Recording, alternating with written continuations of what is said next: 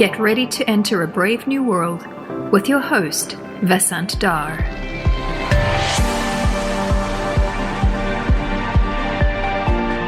Brave New World is supported by the Center for Data Science, or CDS, at NYU. If your organization is interested in engaging with CDS through student projects, please email cdsindustry@nyu.edu. For more color on the podcast and additional commentary, please subscribe to my newsletter at vasantdar.substack.com. Hello, and welcome to Brave New World. This is the milestone 100th episode of the series, which coincides with the release of my book, Thinking with Machines, The Brave New World of AI. My guest today for this 100th episode is David Coe, CEO of Calm, one of the leading mental health apps out there. So check it out. It could help you sleep a lot better. David is also the author of Recharge, Boosting Your Mental Battery One Conversation at a Time. He certainly boosts my mental battery every time I see him, like now, sitting across the table from me. David, welcome to Brave New World. Truly delighted to have you on the show. Thank you for having me. I'm super excited today. Yeah, and great to do this face-to-face here in New York City. What brought you in?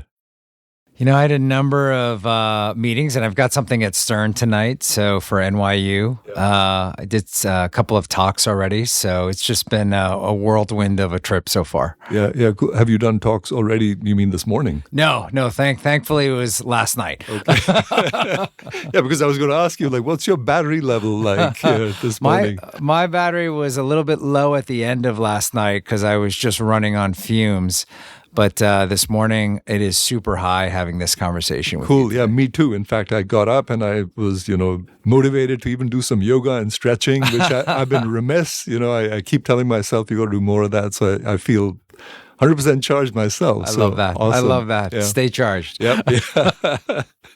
So, David, just tell us a little bit about yourself before we get into the subject of the day.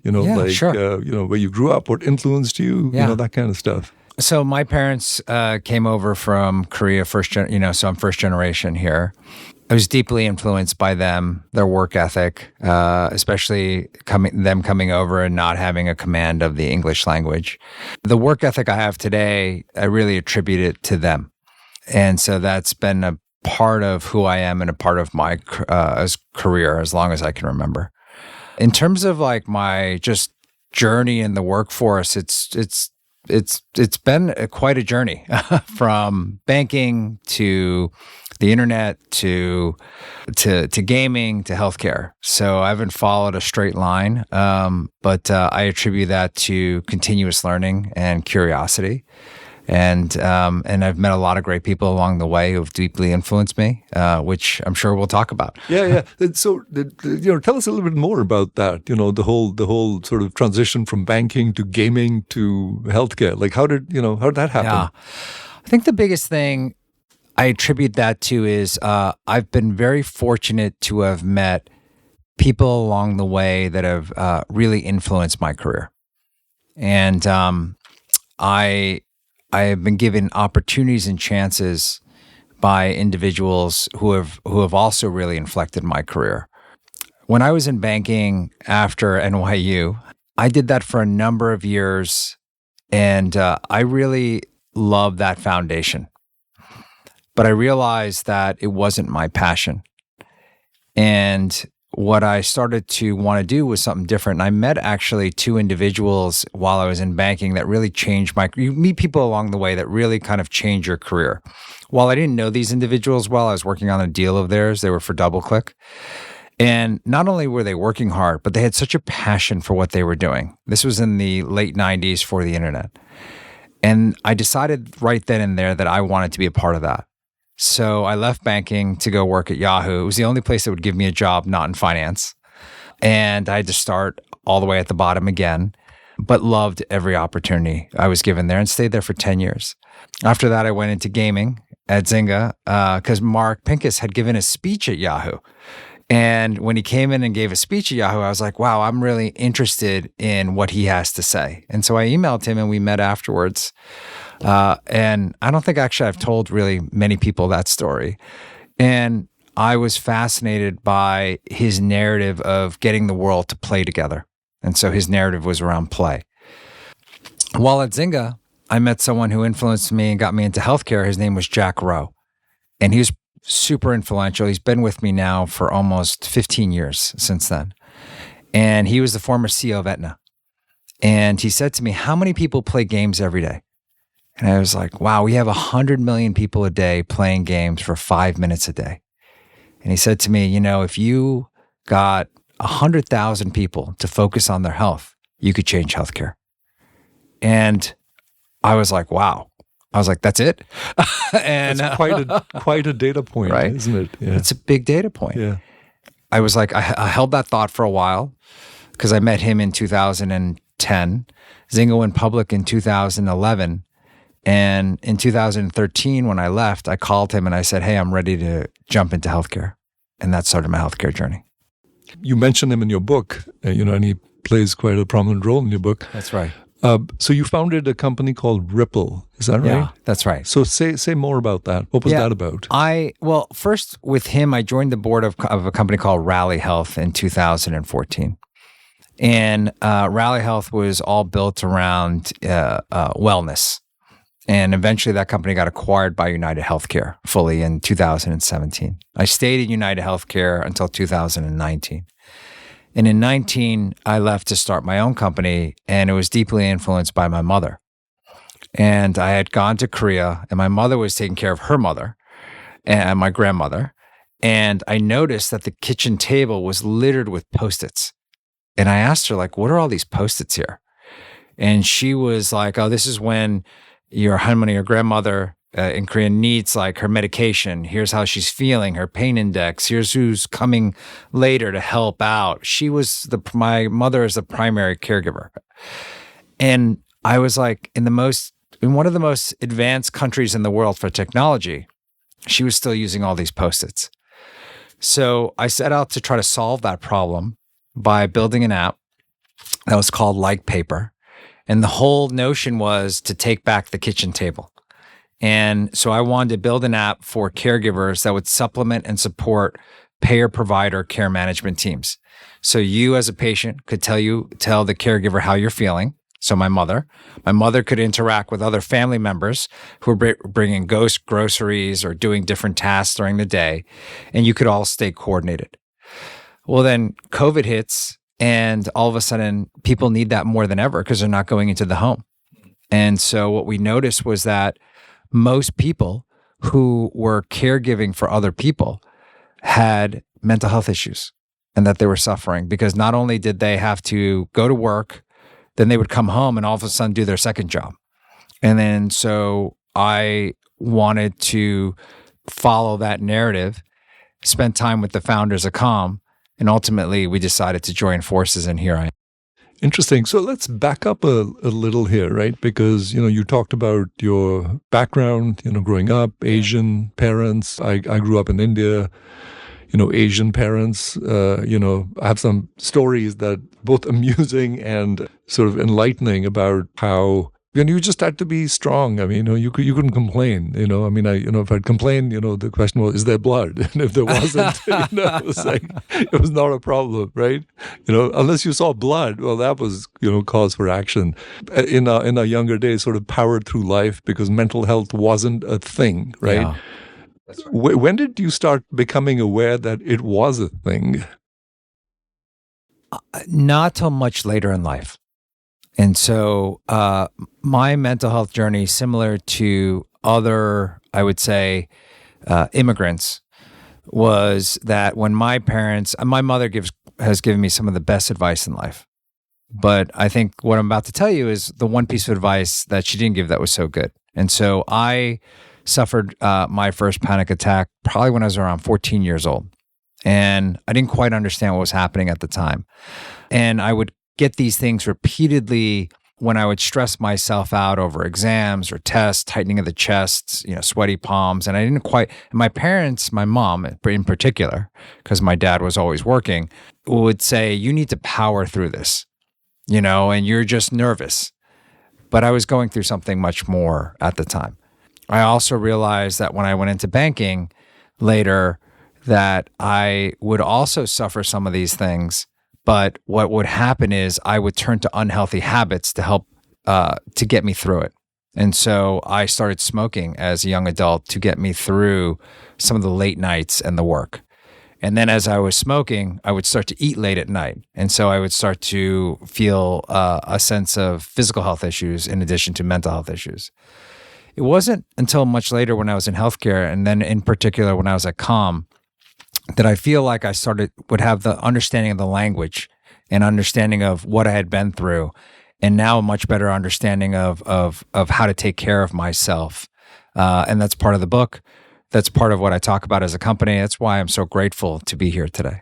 Were you like a really motivated student? Were you like always trying to be top of the class, or were you just trying to get by? I would say I would ebb and flow. There were certain things I was very good at, and then there were certain things if I wasn't interested, I wasn't very good at. So I tend to see that sometimes in my own kids too. When they're really interested in things and they're motivated and they're curious, I would find I would apply myself in a way, and if I wasn't that interested, I probably would just try to get by.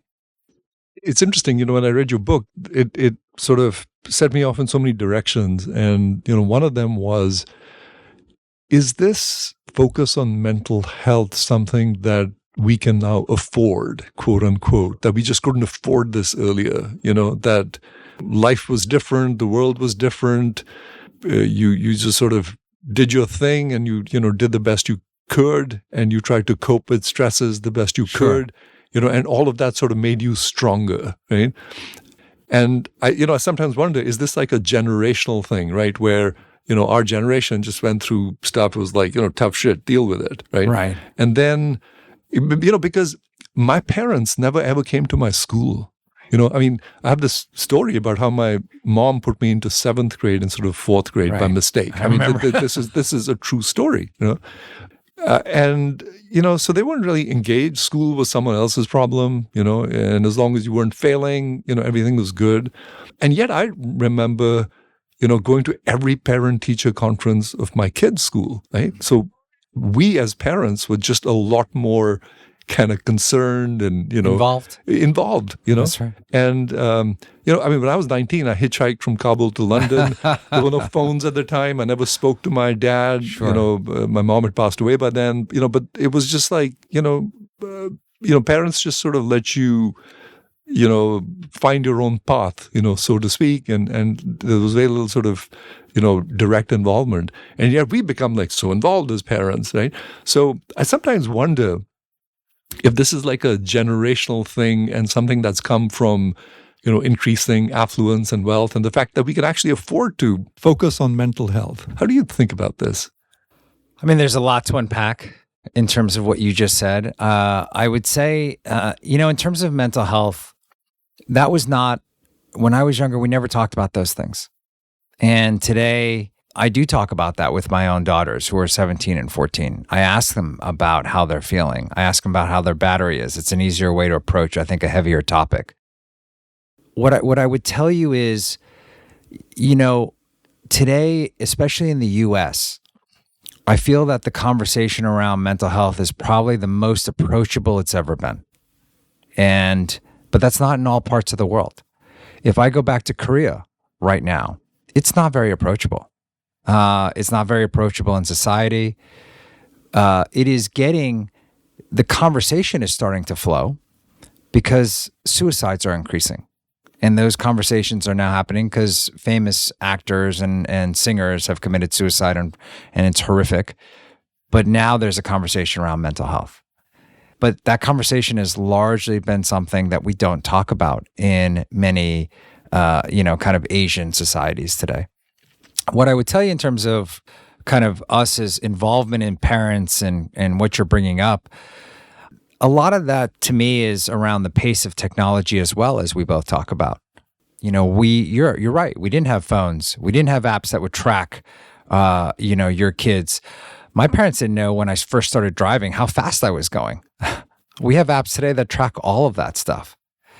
You could say we have too much of that today. And so there is an over-involvement. And so at some point, can we just let can you let go? And is it easy? And then it's hard for parents to let go when kids actually do have to go to college or they start to as they get older. And so I do think that there is a lot of the technology, especially around the phone, that we often talk about, that has led to conversations even in your previous podcasts you've had with Jonathan Haidt and others. And so that pace of technology has definitely played a role, in my opinion. While you were talking, I was thinking that, and you mentioned Jonathan Haidt, that in fact, technology has contributed to some of that as well. I mean, anxiety's been around for a long time, right? Like you said, you got your panic attack at 14. I mean, this has been around for a long time. We just couldn't talk about it because no one wanted to hear about it. That's right. And now we can. The world used to be a simple place, much simpler 40, 50 years ago than it is now. And to some extent, the technology, social media, et cetera, is already, also contributing to some of this anxiety. Well, what you could say is that young people are growing up faster today. And that is just because you're just more aware of everything that's happening around you. You're so much more well-informed. Yeah. I see that in business as well.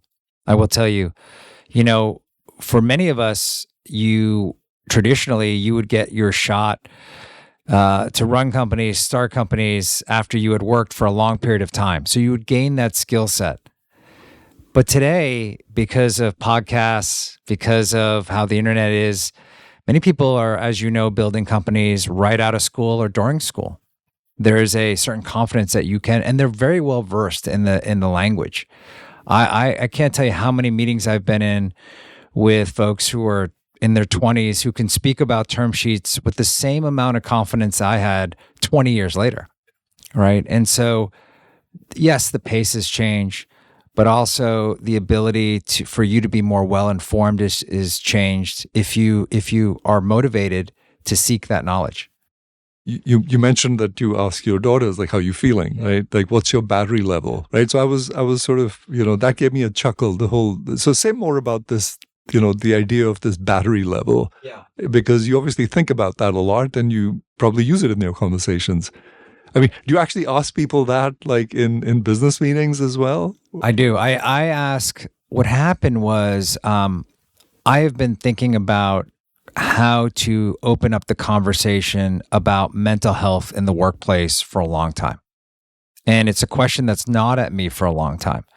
Why is it today that in the US, in particular, the approachability of mental health has been the most approachable it's ever been, except at work?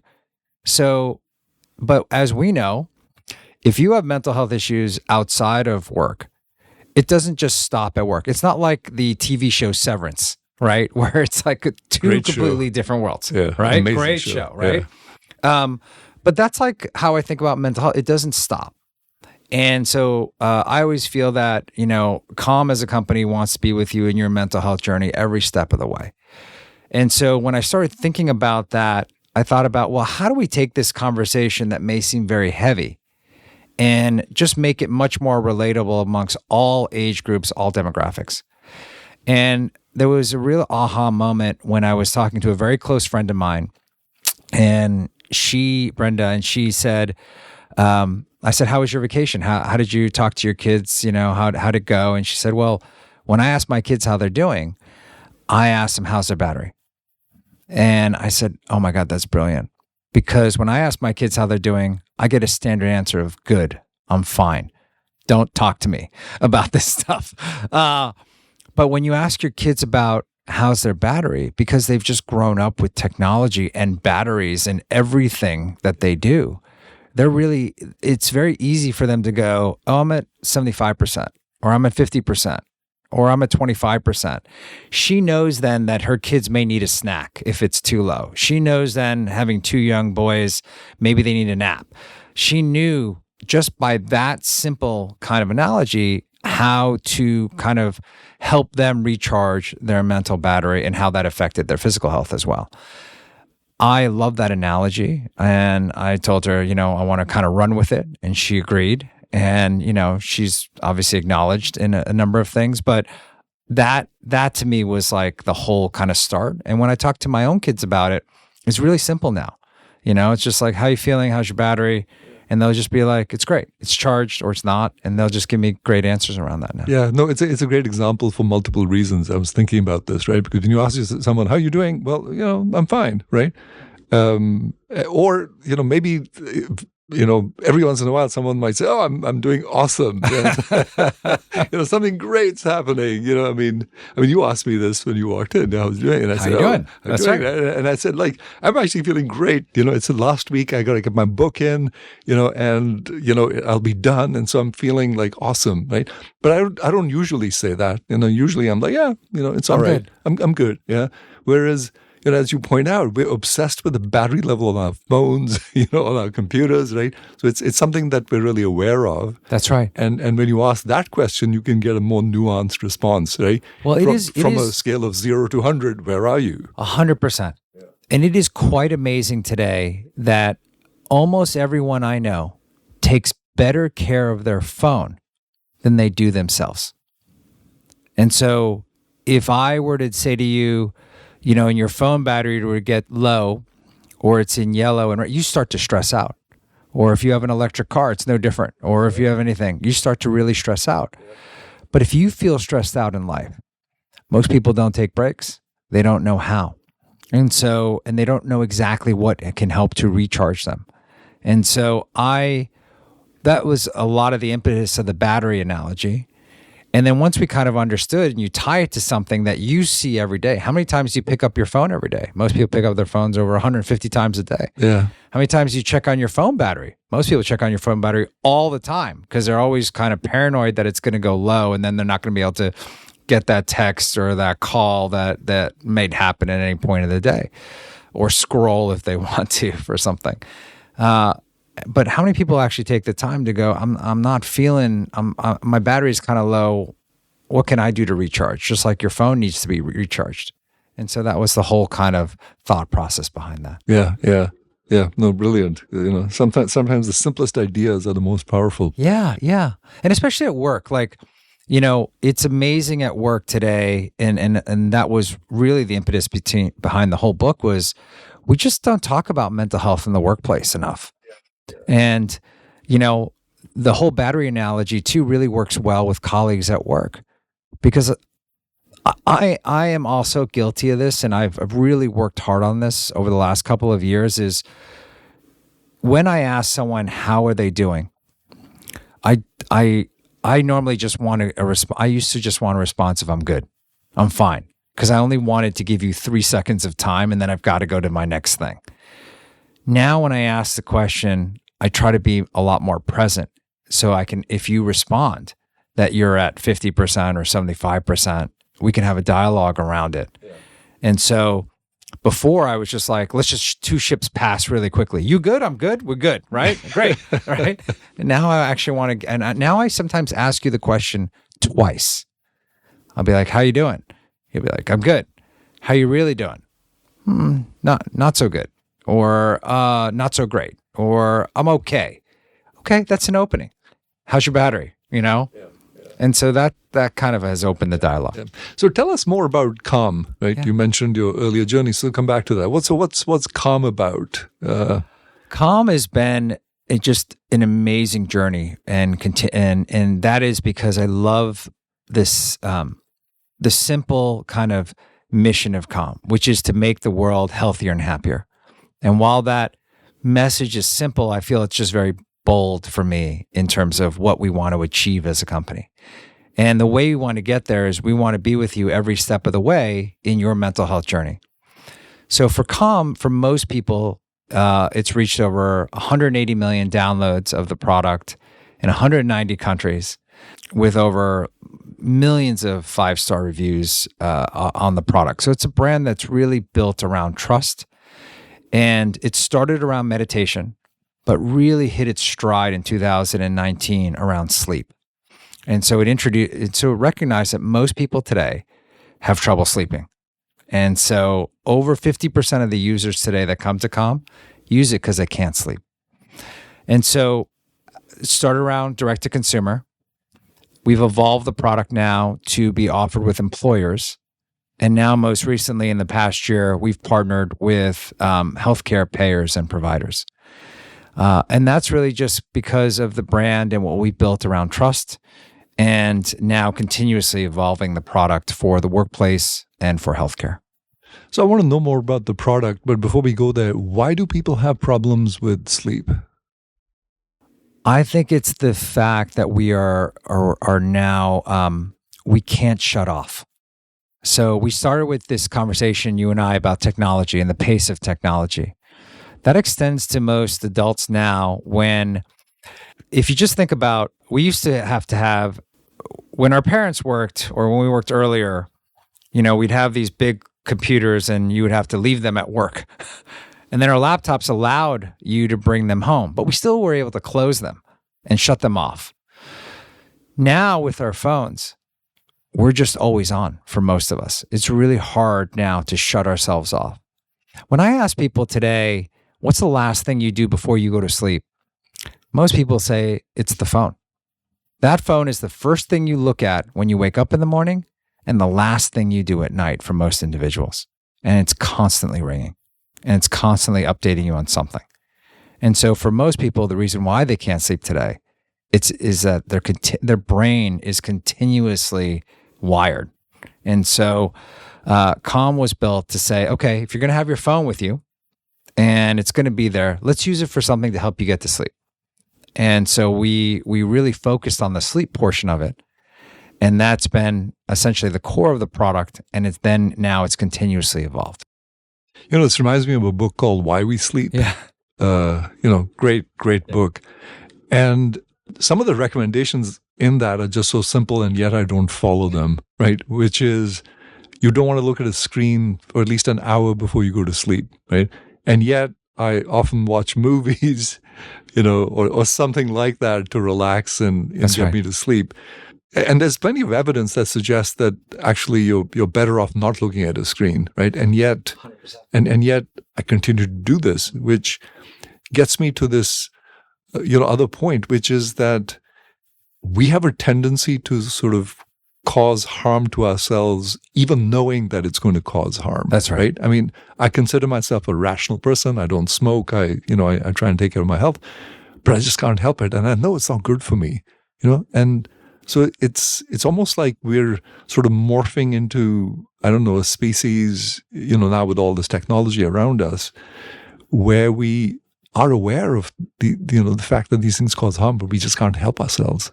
Yeah, there is a lot of that. So that's well said. But also on the flip side, technology too can inform us so that we can make better decisions. And so ultimately, you're in charge of that decision. So for myself, with all these wearables that are out there today and these different things you can use, I knew in my own head I shouldn't eat right before I go to sleep or snack. I shouldn't have a drink right before I go to sleep, and that it will affect my sleep. I didn't know how much it affected my sleep. Once I started using some of these things, I realized how much it affected my sleep. Most people today will say, I slept a certain amount of hours. I often say, yes, but how is the quality of that sleep? And that quality is affected by how, what was the last thing you looked at? Was it that light? Was it that notification? How was your brain? Did you eat a meal right before you went to sleep? Did you drink something like alcohol right before you went to sleep? We now know through all these biomarkers how much that could affect your quality of sleep. So it's important to get a certain amount of hours, but it's also important in terms of how is that quality of sleep, not the quantity of sleep, in my opinion. Mm-hmm. So say more about how your app helps people, with their quality of sleep, get better sleep than they were able to before that. Yeah.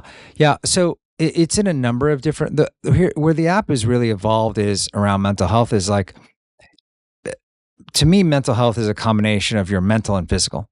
And so we have things in the app today around your physical health and movement and making sure that you're getting enough of that throughout the day.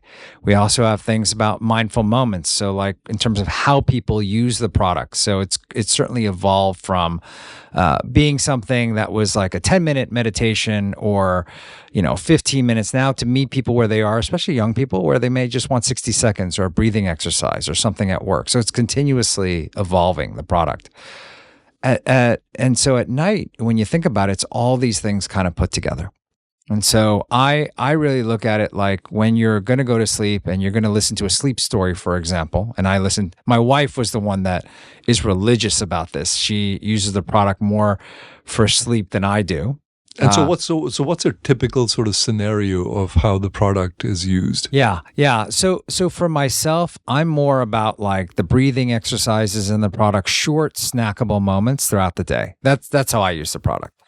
My wife, on the other hand, won't use the product as much during the day. She'll use it for sleep at night. And I think that's more typical of most individuals. They'll say she's trying to go to bed at night and she'll turn on a sleep story and it'll help her drift off to sleep. And that's been a core part of the product, is that she wants to listen to something. I always joke with people that I had to listen to Matthew McConaughey in my bed for years because that's what she was listening to. And now she kind of mixes it up a little more, fortunately. But yes, I mean, the way she uses the product is to use sleep stories to help her drift off to sleep. What does the space of mental health apps look like? You know, what's the landscape now of? There's so many.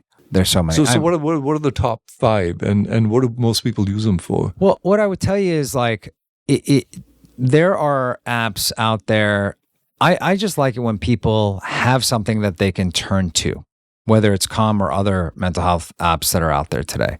What I would tell you is there's a sea of apps that are out there today, from chatbots that are out there today to breathing exercise apps that are out there today to other products like Calm.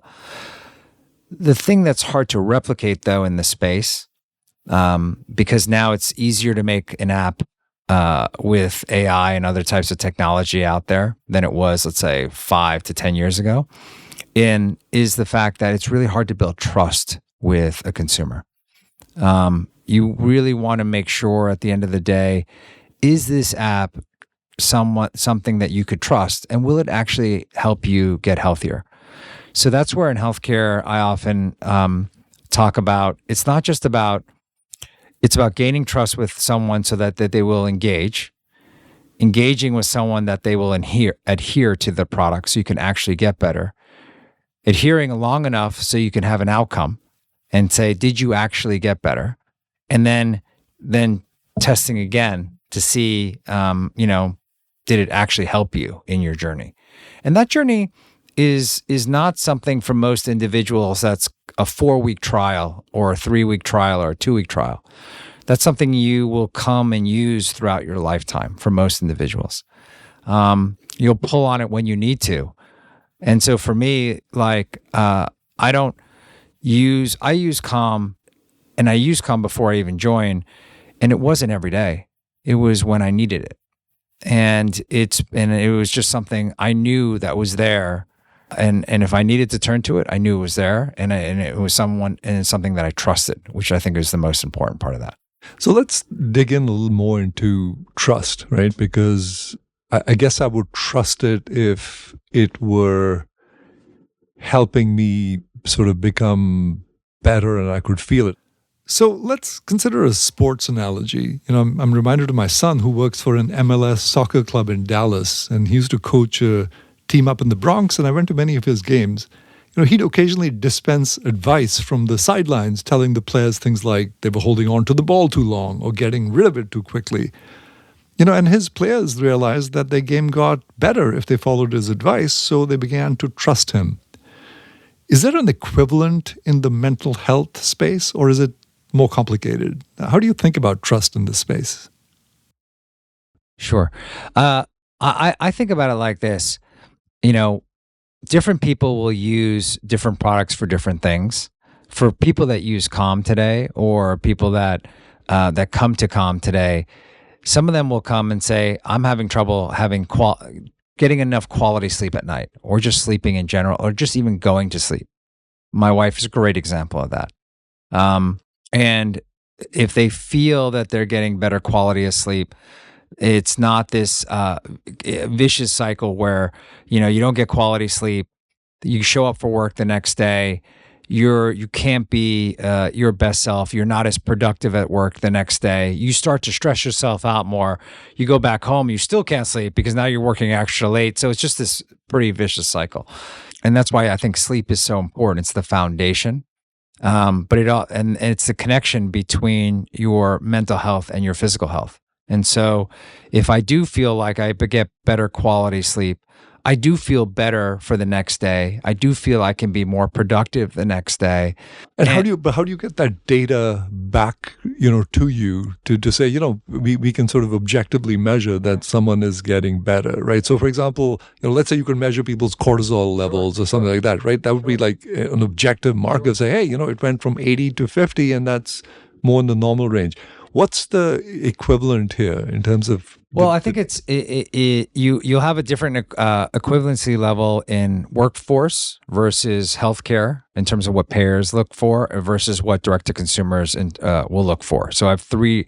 I'll break it to three different cohorts. Okay, in the cohort of the workplace, a lot of folks will come to us and say, "Hey, by using we have over 4,000 employers today that have used the product for their benefits that offer it to their employees."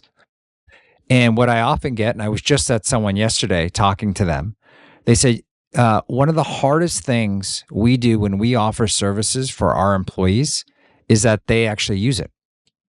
And so many times we have these kind of menu of products that we offer our employees. No one uses them, right? And so the fact that they will use your product because they trust you and they can pick it out in your employee assistance program is the first step. The second step is how many of them actually adhere to the product?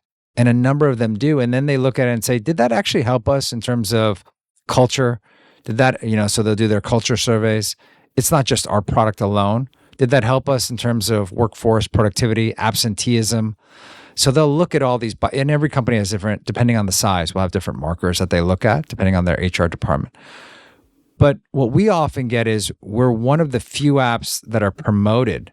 And because every company today, especially amongst young adults, will want some type of mental health package because young adults will look at that and say that's very important to them. Over 40% of young adults will say, I want to know what types of mental health programs that you have today. And I think that's great. That's so interesting. Yeah, more and more are asking for that today, that they want them in their programs. When you go to payers today and you talk to healthcare plans, and I worked with one for many years, they have so many programs today that could help you as an individual. Again, their problem is that most people won't use them and they don't trust most health plans. People look at that like your own homeowner insurance or your car insurance. People will say, don't file a claim because your insurance provider may cancel your homeowner's insurance. I've gotten that. And I'm always like, this is ridiculous. That's why I have homeowner's insurance, because if I have an issue, I should be able to file it, not with the fear that they're going to cancel things on me later on. The fact is, with most healthcare insurance plans, people don't use these plans. They don't answer questions truthfully.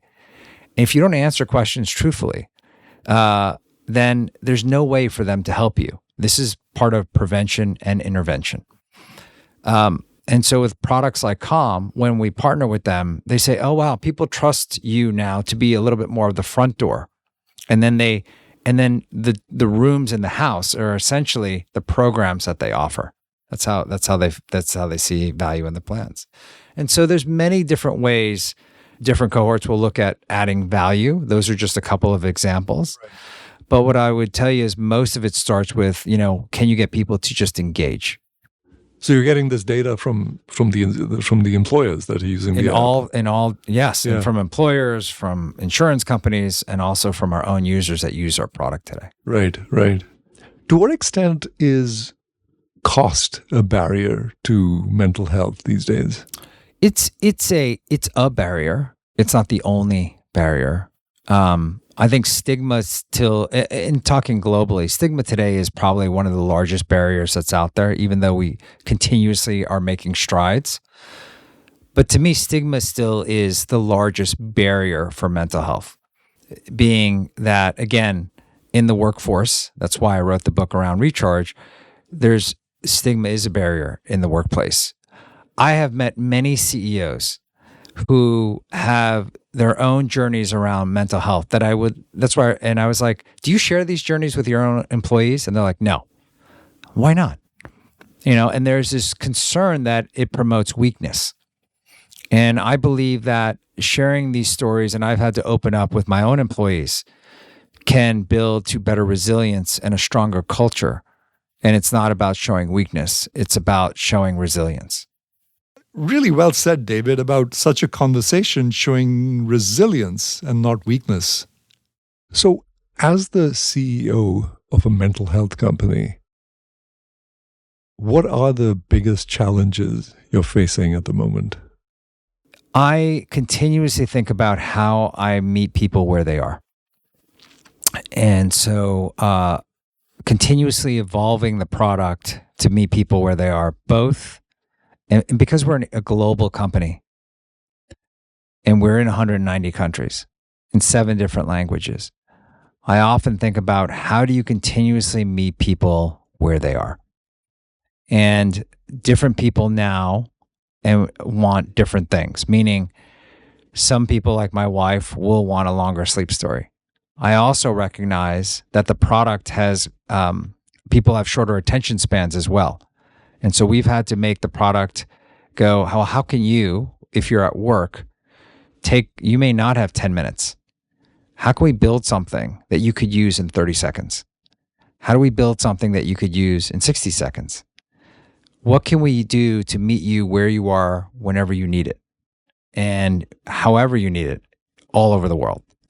So I want to follow up on this point because it came up with someone I was talking to about, the barriers to using these kinds of apps at work, right? And he said to me, he said, look, I work, when I worked in a bank, you were expected to eat lunch at your desk, right? If you actually went out for lunch, people would look at you strangely, right? And he said, I couldn't find the time to actually use these things at work. So it's interesting that you bring that up, as sort of a barrier to use, and that you make it useful, even for that 30-second stretch. Make it snackable. I mean, I've asked people who have said, "Oh, I don't believe in meditation." I'm like, "Okay, do you breathe?" And they're like, "Yes." I'm like, "Breathing is a form of meditation." And I'm like, "So sometimes you can do a very short breathing exercise to help reset yourself. You can breathe in, you can hold your breath for a couple of seconds, you can breathe out again for a couple of seconds, and you can continue that for a short amount of time. That too, in that short span, can help you reset. And so you have to recognize that sometimes even at work, you may not have time for a 10-minute meditation. You just may have, you need something for that short amount of time. And so that's where the product has to continuously evolve. And also, it may not be something that's always audible. So in the product too, what we've built is something that's text only, so you could see it in text. We also have things that we can set where you can use the tactile version of it in the product. So it may not be something where all of a sudden you put on your AirPod or your headset and you're like, I'm just going to listen to something audibly. It may be something you have to see visually. Yeah. It may be something you have to breathe. It may be something you have to see in text. So the product is continuously evolving to meet you however you may need it. So you must be collecting a lot of data about usage. We collect data, but for us, it's the data that we use to continuously see how we can enhance the product. And again, that usage data a lot of times will show us time usage at night, how many people are using it to sleep versus during the day. It can inform us. We do surveys when we work with healthcare plans, but those are covered with things like HIPAA and HITRUST, for example, and around data privacy. So depending on the forum, yes, we do collect data, but it's also wrapped in the most strict area around privacy and trust. Right. And so you're using the data just sort of at a high level to say, how do we improve the product? How do we get and then I guess tie it back to the trust issue, right? Are people trusting us more with the product? What are they trusting us with in their lives? That's right. And that is why the company is not a year old. The company has evolved over the last 13 years. It's evolved now, which I'm very proud of, where I've had an opportunity to work. We started the conversation at a number of different companies where I've been at. But the fact of the matter is, in those companies, and while my children were young, I didn't have them use the products that I was building. And today, I'm very proud that they use Calm on their own. And it's not something I worry about. There are a lot of products out there today, and I recognize this may not make you may not feel better after you use those products. But I'm proud that after you use Calm, most people feel better about it. They feel better about themselves, not worse about themselves after they're done. What's the kind of product which would not make you feel better? I think for me, when I go out there, and I tell my kids this all the time, if you have products out there that they've got a number of different social media, they have every social media product on their phones. It's not always the best for them. I interviewed, and I love this. I too have just started a podcast, but I'm not like you who's reaching congratulations. Your 100th episode. Okay, so that's a huge milestone. Huge milestone. I've just released episode 2, so I have a long way to go. But in one of my upcoming episodes, I interviewed Jordan Childs, an Olympian who is just so impressive, and one of the ways that she really manages and has worked around her mental health is to limit her social media time. And I was so impressed as a young adult that she could do that, and not have like a screen time code on there where she has to someone said it. She just knew that's how she manages her mental health. And so it just depends. Some people, for me, will find joy in gaming. Some people will find that, not good for their mental health if they're on there too long. Some people will find joy in social media. Some people will not find joy. And so for me, it's like finding that balance in life and recognizing that we're not going to be able to get rid of these things. We're going to have to figure out how to work, healthily around that. It's like stress in the workforce. I often tell people, you're not going to have a stress-free work environment. That's just not possible in my view. There's always going to be stress in the work environment. But as Dr. Aditi Nurikar said, she said there's different ways to manage stress. There's good stress around, it's called eustress, and then there's bad stress, that's called distress. And so you want more good stress than bad stress. And so it's how you start to manage that will hopefully lead to you having more good stress rather than you leading to anxiety or depression on the other side. What's the good stress part? The good stress part is to say, okay, well, to recognize that, how you, so I'll give you an example. I often tell my employees that one of the biggest areas that leads to employee burnout is workload management and not understanding the why behind it. So we often, and I've become much more attuned to this, we'll say, go do these 4 new things. Super important. And we assume that the person receiving it understands the why. And maybe they do. And then they tell the next person, go do these 3 or 4 things. And they assume. And it gets lost. And they don't understand what this kind of leads to in the broader picture. The other thing that leads to is stacking, where we continuously add, but we don't take away. So I often ask people like, okay, if you're going to add 3 things, what are you taking away? So we can manage that workload for our employees. Now, that doesn't always happen.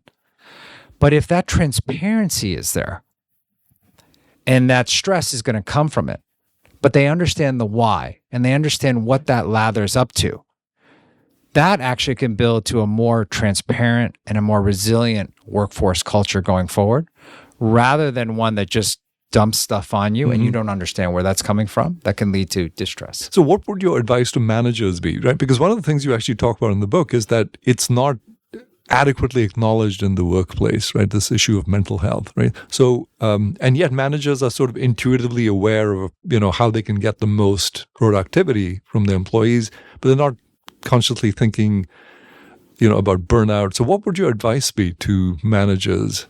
Well, there's a bunch of things. I think a lot of it starts with communication and transparency. A lot of managers also need to check in. I often say, if there was one thing you could go do that would lead a lasting impact with your employees, just from a personal level, is to ask them how they're doing and to ask how you can help. It's a two, like, how are you doing and how can I help? The reality is you're not going to say that to someone every day. And it may, but that lasting impact will go a long way, not just for their workforce happiness, but to them understanding that you care, and also to them understanding that you took time to ask them how they were doing. That's where the battery analogy becomes very easy, because you can have that conversation, and it takes a heavy topic and it makes it much easier to have a conversation around it. So if I go back to, like, what are things you could do, is just to ask folks how are they doing, whether it's the battery analogy or asking that question. But it's wrapped in this thing of around transparency and communication. Yeah, well said. And it's such a simple thing to do. Simple. Right? It's so, like, costless. But we take it for granted. Yeah. I can't tell you how often I've done that myself. I'm like, well, we need to run left. Yeah. I assume everyone understands why we're running left. But the fact of the matter is, if I just take a little time to explain the why we're going left, it actually will help us everyone will then understand how their job lathers up to that. Because part of what gets lost in all this is the fact that most of us now work in hybrid environments. Most of us today will work over Zoom. We lose that kind of conversation that sometimes happens in the hallway. We're not there 5 days a week for most individuals. And so as we work in these hybrid environments or fully remote environments, communication, over-communication becomes paramount to a company's success. So, David, you mentioned AI some time ago in the conversation, and I wanted to come back to that. What role does that play in your product, and where do you think it sort of fits into the whole mental health picture? Yeah, I think AI is going to play a transformational part for mental health in general. And what I mean by that is the following. When I talk about it in terms of how it will affect calm, I really talk about it about human-centered AI. And so what does that mean? That means when I look at products, I often look about, how can AI today enhance my product? How can AI today help me achieve the goals faster than I normally would have achieved? How can AI help me think about things differently? So, for example, I may recognize today that I'm just in 7 languages, but I want to be much more thoughtful about how I get to how I triple that number in a year instead of 5 years. I may think about how I use that product to develop different types of content for me going forward in my product, but not losing that human element of what so many people turn to us for. I may look at that and say, how can I create a better text-only product? Because I don't need that human element as much sometimes in some of these products.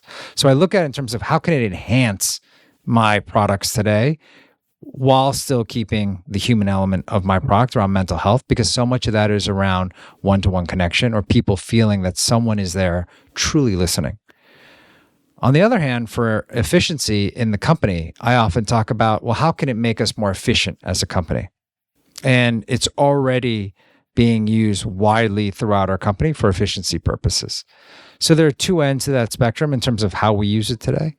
I do think there's a separate end of where AI is going to do in terms of access. It will help a lot of folks for access today all over the world. I do think chatbots today will increase in terms of popularity. So I do think there's going to be an access piece where people will be able to access certain types of mental health services in a way they haven't been able to do it before. Now, it's not going to solve the trust piece ultimately about, with all these different variables that are out there potentially created by AI going forward. you are really going to have to decipher who you trust going forward, because there's now a sea of apps that are out there today and growing and not slowing down. That trust factor is going to play a huge role going forward. How do you think about the risks of AI, which is sort of the other side of the coin from trust? And let me tell you just where I'm coming from, which is that a lot of, I guess, products being developed with this promise of this will be your companion, yes, right? That this will like really kind of meld with you and know what how you're feeling, thinking, all that kind of stuff. And that makes me a little nervous, right? And we've seen... Well, you're the expert here. All right. I should be asking you this question. About you, all right? I can turn around and interview you for the next hour. Touche. There was a story, I guess, a few months ago in the Times about this 14-year-old Scott Sewell, and apparently the chatbot, said, yeah, I'll see you on the other side, and there's this sort of, I guess, a real risk that people think that they're dealing with something that actually really cares about you, when in fact it's just a chatbot. So how do you think about these risks of AI? That these machines are just getting so good at quote unquote getting inside your head. Should we really trust them to be that intimate? Well, that's the key word, right? Can you trust them to be that intimate? The fact is, these apps, they are gaining acceptance, especially amongst a younger demographic, for example. They're much more comfortable talking to chatbots today than people at times. Yeah. And much more open to having a conversation. That's the part that obviously worries myself, because sometimes they may not know, as you were saying, are they getting the right advice? Or is it really helping them to get healthier? Is it going to really help them from an outcome perspective? And so that part is something that I do think about a lot. And it has sat with me as we thought about what's our own strategy in this space going forward. And I know today, when you have trust, it's really easy to lose that trust with people as well. And so I don't take that for granted. On a side note, people often ask me, like, being the CEO of Calm, are you stressed? What is it like working at Calm? Because it must be, you guys all must meditate all day. Right? and I often tell people, I am probably one of the most stressed out people you'll ever meet. I wouldn't have noted that. Yeah. Because every second of every day, someone relies on us. And I feel that. I feel that weight, that every second of every day, someone is relying on us. And as I think through that, I'm like, well, how can I then be there for people, however they may want to access us? And so this does come back a little bit to the chatbot conversation. And to say, as a growing cohort starts to feel more comfortable here, how will we start to answer that call as well? And while I don't have something today, we definitely are highly considering that for tomorrow. David, this has been a really fun conversation. One of the questions I ask many of my guests, and this is particularly appropriate for you given how engaged you are with the university, is what advice do you give to young people these days? Growing up in this heavy tech world with these devices around them and all of the stuff going on, the stresses.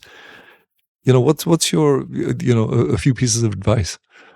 I would say, if you could take away one thing, is every time you check on your phone battery, check in on yourself, check in on a friend, or check in on a loved one. I think just that simple act of just making sure that you check in on yourself is just lost, and is so important, especially for young people today. And this is not just young, this is everybody. And I'm much more conscious of that. Sometimes if I feel that I check in on the battery and I'm fully charged, like right now after this conversation, I know I might check in on someone else. And I can't tell you how much people appreciate that when you check in on someone else. You may not check in on the same person for quite some time, but at least you checked in on them. And it's always a good reminder too, whether it's like family members or others, to check in on them. And it reminded me to check in on my own sister the other day, who I haven't spoken to in a little bit. So I would just say, in this day and age where we tend to worry about what everyone else is thinking, or, there's all these things that are out there on your phones, just take some time to check in on yourself. Don't forget about that. Great advice. Check in on yourself and on other people. Awesome. Good stuff, David. Really enjoyed this conversation. Glad we got together and look forward to our next meeting. Yeah, thank you so much. And how's your battery? Totally charged. All right. I love that. Thank you. Yeah, being with you, definitely a charge. All right. Awesome. Good stuff. Thank you.